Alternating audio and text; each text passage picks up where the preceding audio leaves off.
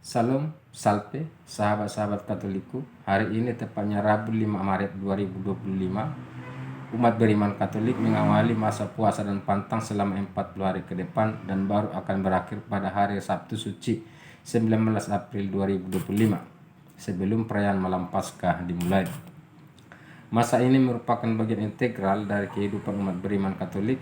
Maka secara intensional gereja mengatur pelaksanaannya demi keseragaman serta membantu umat beriman dalam memenuhi kewajibannya, sekaligus menyadarkan umat Katolik bahwa praktik berpuasa dan berpantang merupakan bagian dari hidup spiritual yang sangat berguna untuk membangun sikap tobat, penyangkalan diri serta solidar dengan pengorbanan Yesus di kayu salib. Peraturan gereja menyangkut pantang dan puasa dituangkan dalam kitab hukum kanonik, yaitu Kanun 1249 sampai 1253. Maka Rabu Abu adalah hari pertama masa Prapaskah, yakni masa tobat selama 40 hari sebelum Paskah. Mengapa harus 40 hari? Masa Prapaskah ini berlangsung selama 6 minggu, tetapi karena hari Minggu tidak dihitung sebagai masa puasa dan pantang, sebab hari Minggu dirayakan sebagai masa Paskah kebangkitan Tuhan kita Yesus Kristus, maka untuk genap menjadi 40 hari masa puasa dan pantang, waktu ditarik mundur ke belakang selama 4 hari yang jatuh pada hari Rabu. Dasar puasa Katolik ditemukan dalam kitab suci Perjanjian Lama dan Perjanjian Baru, yaitu pada Perjanjian Lama pengalaman Musa yang berpuasa selama 40 hari sebelum menerima 10 perintah Allah bisa kita temukan dalam Keluaran 34 ayat 28. Dan Perjanjian Baru adalah pengalaman Yesus ataupun cara hidup Yesus yang berpuasa selama 40 hari sebelum mulainya pewartaannya.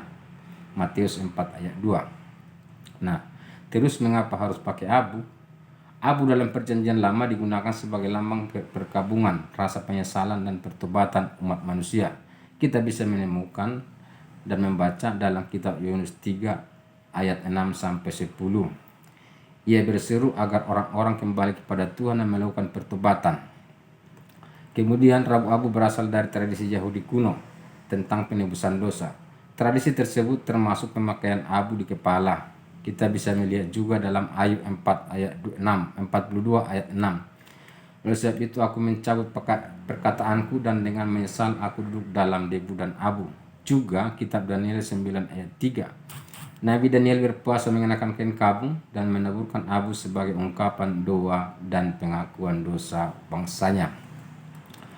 Penggunaan abu ini melambangkan kerendahan hati di hadapan Allah dan pengakuan akan keterbatasan manusia. Di abad-abad awal, para imam akan menaburkan abu di kepala atau mengoleskan di kening sebagai simbol penebusan dosa yang terlihat. Pada waktu ini, masa Prapaskah menjadi tanda persiapan para katekumen yang akan dibaptis pada malam Paskah. Abu tersebut berasal dari daun palma yang telah diberkati dan dibakar di hari Minggu Palma pada tahun sebelumnya. Pemakaian abu ini diformalkan dalam Konsili Nikea tahun 325. Kemudian pada abad ke-11, Paus Urbanus II secara resmi menetapkan penerimaan abu pada Rabu pertama masa Prapaskah bagi semua umat Katolik dan menjadikannya bagian integral dari kalender liturgi gereja.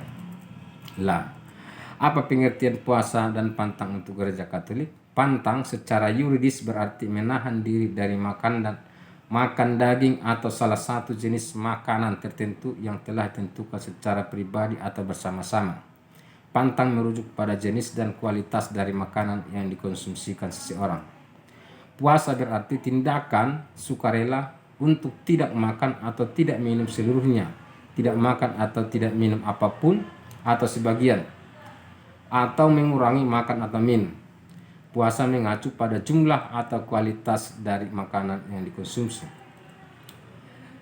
Katolik sebenarnya menyatakan bahwa puasa itu bukan soal makan dan minum, tetapi yang terpenting adalah bukan soal jasmania, karena hal itu hanyalah sarana mencapai tujuan. Maka soal tidak makan dan tidak minum tidak boleh dijadikan lebih penting daripada tujuan dari puasa itu sendiri. Puasa haruslah merupakan ungkapan pertobatan dengan tujuan untuk mendekatkan diri kepada Tuhan dan sesama. Dengan pengorbanan kenikmatan makanan dan minuman, kita membuat diri kita lapar akan Tuhan dan kehendaknya. Maka puasa membuat kita lebih terbuka dan peka terhadap kuasa Allah yang membebaskan dari keterlekatan kepada dosa, memperkuat sikap tegas kita melawan nafsu dosa, dan menyembuhkan luka-luka dosa. Tujuan batinnya inilah yang harus lebih diperhatikan dan ditekankan selama menjalankan puasa. Secara kejiwaan berpuasa memurnikan hati orang dan mempermudah pemusatan perhatian untuk bersemedi dan berdoa. Maka puasa pantas disebut doa dengan tubuh karena dengan berpuasa orang menata hidup dan tingkah laku rohaninya. Dengan berpuasa seseorang mampu menemukan diri yang sebenarnya untuk membangun pribadi yang selaras. Puasa membebaskan diri dari ketergantungan jasmani dan ketidakseimbangan emosi. Dan puasa membantu orang untuk mengarahkan diri kepada sesama dan Tuhan. Nah, apa prinsip-prinsip dasar puasa untuk orang Katolik? Semua orang Katolik menurut cara masing-masing wajib melakukan tobat demi hukum ilahi. Hukum ilahi ini ditegaskan kembali oleh Kristus sendiri lewat ajaran dan teladan hidupnya. Matius 17 ayat 20, Matius 5 ayat 29 sampai 30, Markus 1 ayat 13, Lukas 4 ayat 1 sampai 2.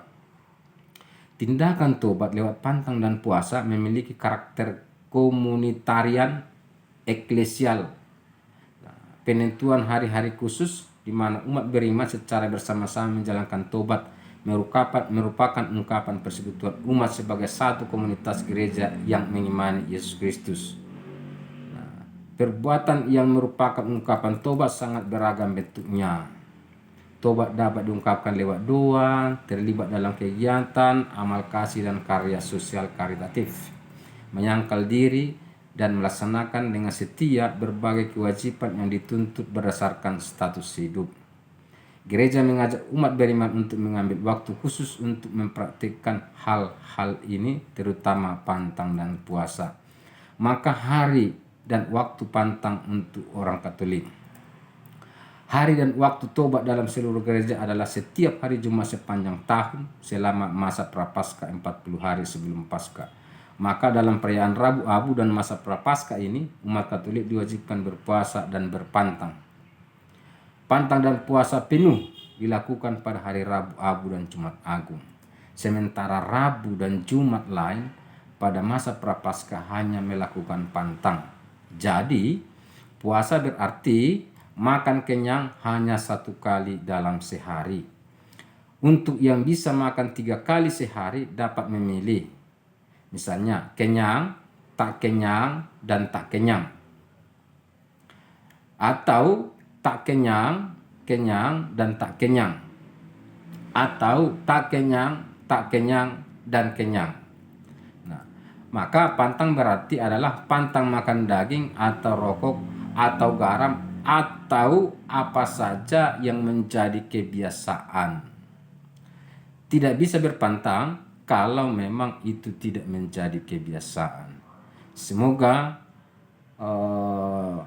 berguna. Salam, salpe, selamat menjalankan masa Prapaskah. Horas.